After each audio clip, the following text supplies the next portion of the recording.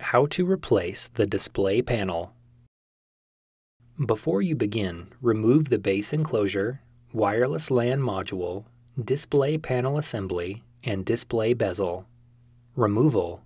Important: the display panel is held in place by two strips of stretch release tape.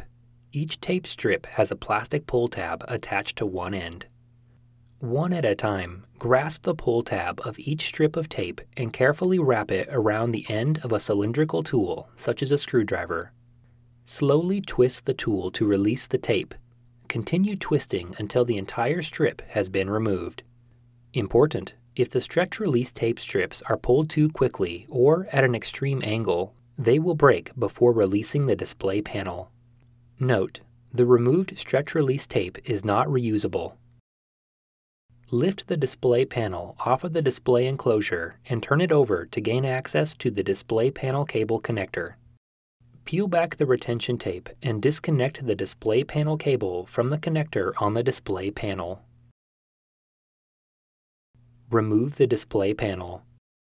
Important: please refer to the Maintenance and Service Guide for instructions on replacing the display panel. The stretch release tape strips that secure the display panel to the display enclosure must be placed in a specific orientation.